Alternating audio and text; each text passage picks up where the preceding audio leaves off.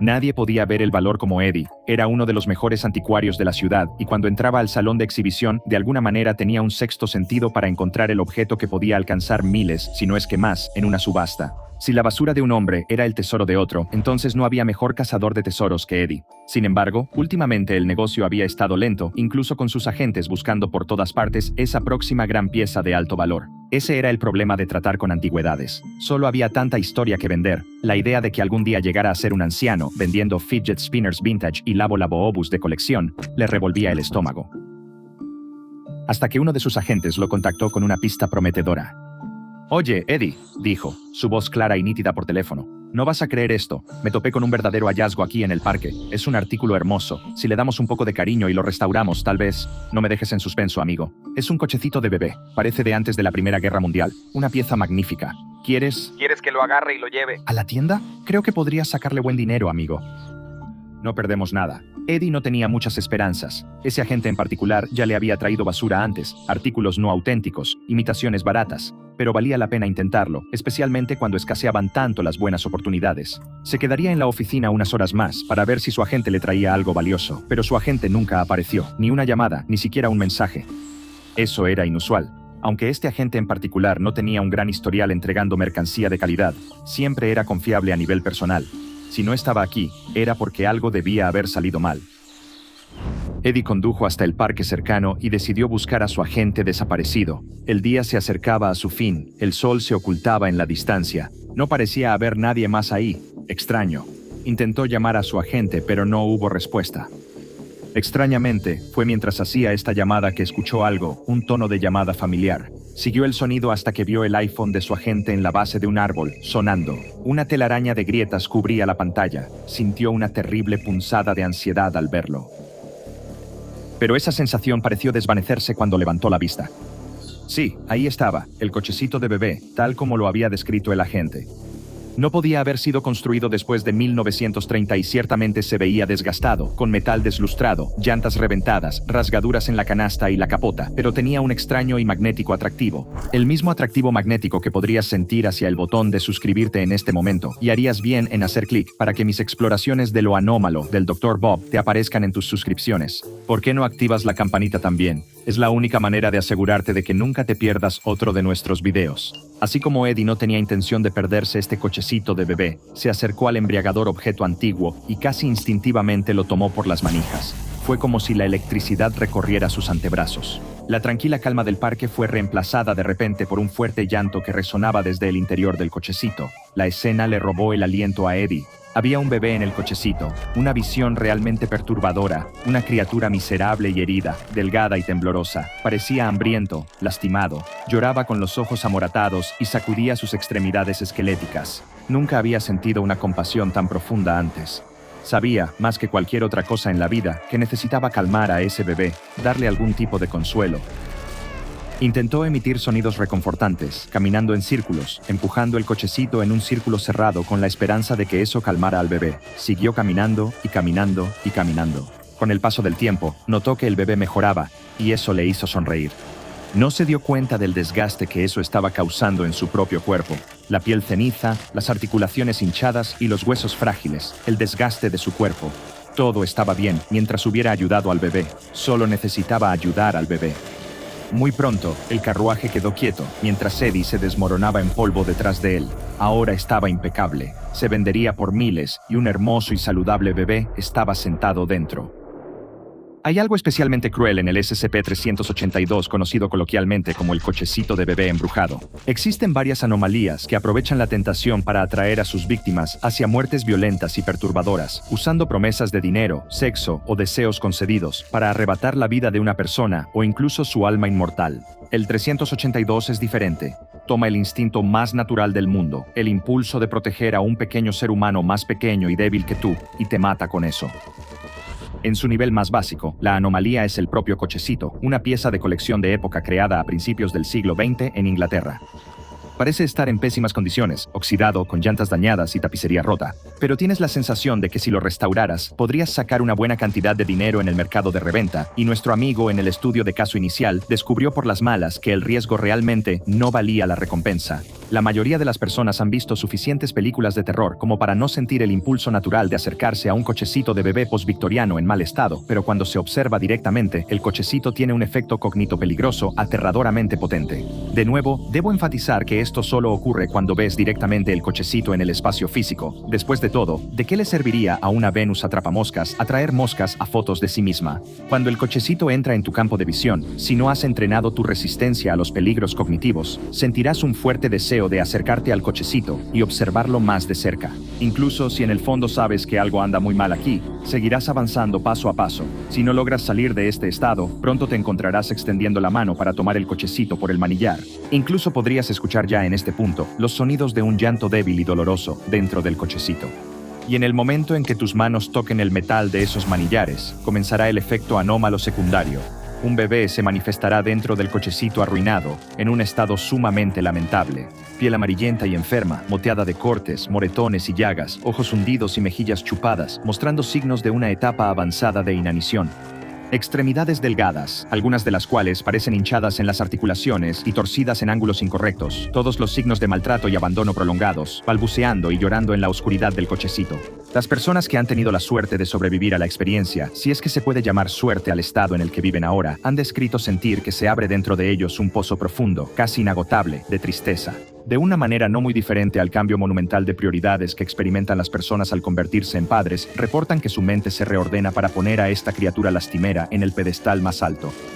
Su agarre del manillar del cochecito se volvía tan fuerte que casi rompía los huesos, y comenzaban a pasear el cochecito en círculos, arrullando suavemente al bebé que estaba dentro.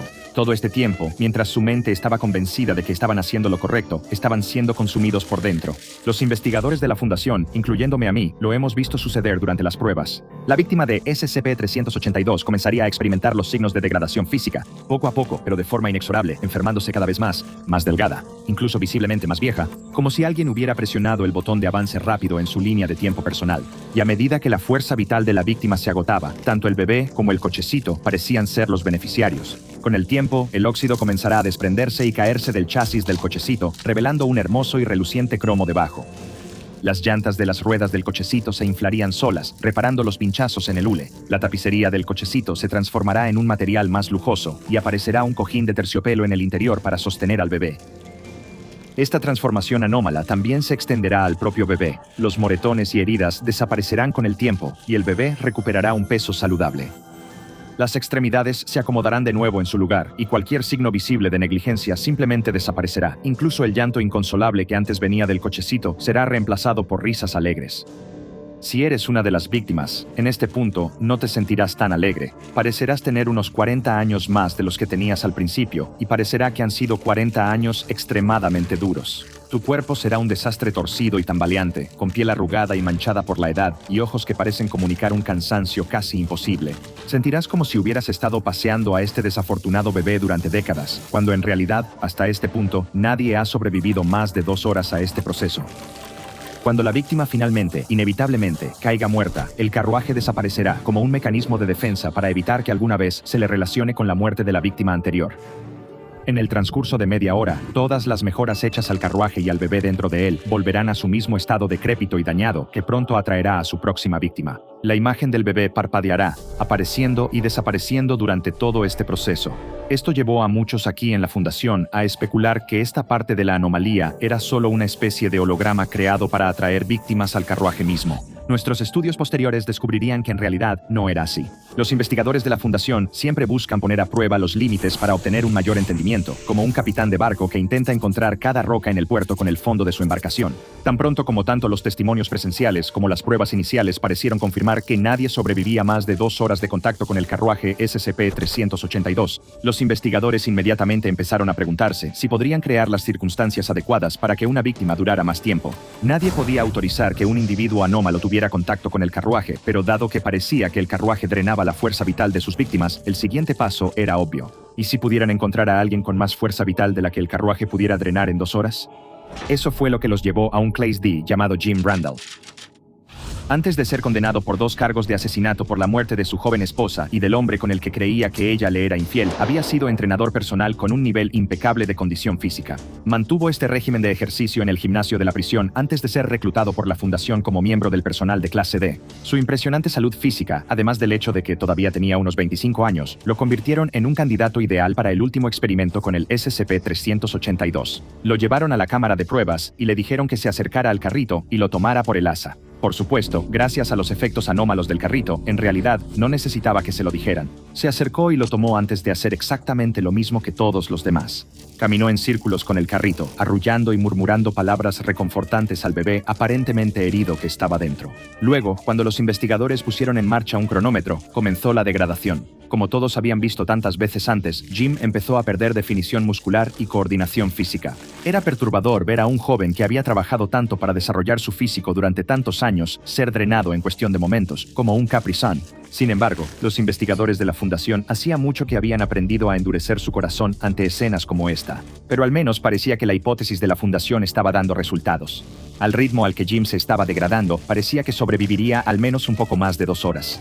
Y, la verdad, ¿cómo podrían haber sabido que la supervivencia desmesurada de un hombre llevaría a la muerte de varias otras personas? Cuando se acercaban las 2 horas, Jim parecía como si hubiera bebido del cáliz equivocado, casi una momia andante, avanzando torpemente e intentando mantener su cuidadosa marcha hacia la muerte.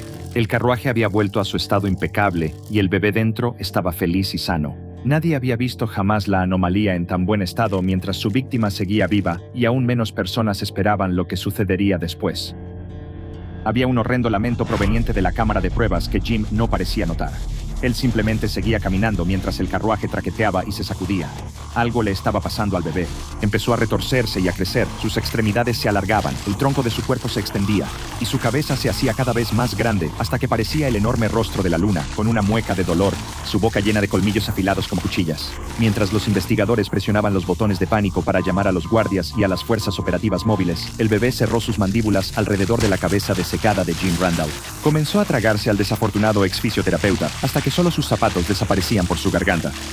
Pero incluso sin que quedara nada de Jim, el bebé seguía teniendo hambre y podía sentir que había otras posibles presas cerca. El monstruoso bebé gateó por la cámara de pruebas y arrancó la puerta, saliendo hacia la sala de observación. La mayoría de los investigadores logró huir a tiempo, pero 2 no tuvieron tanta suerte. Los agarró con sus extremidades anormalmente largas, arrastrándolos hacia su rostro y devorándolos vivos de manera desordenada, mientras su cuerpo se volvía más prístino con cada víctima que devoraba. Muchos de los que sobrevivieron al incidente afirmaron que tuvieron pesadillas con la criatura durante semanas después, incluso aquellos que ya habían trabajado con entidades hostiles antes. Varios guardias irrumpieron después con rifles de asalto y abrieron fuego contra el bebé mutante. Sufrió daños hasta que su cuerpo parpadeó y apareció en su forma normal, enferma y demacrada, en la cuna ahora dañada.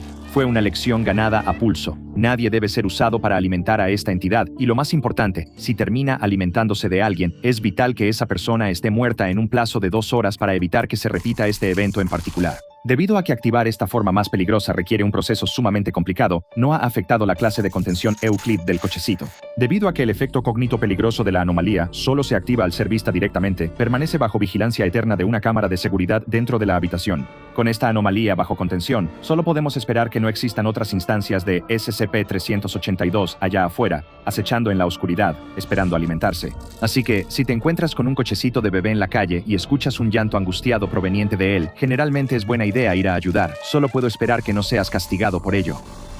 Revisa el SCP-674, la pistola de exposición vuelve real a Nintendo, para saber más sobre cómo lo anómalo puede esconderse detrás de lo inocente.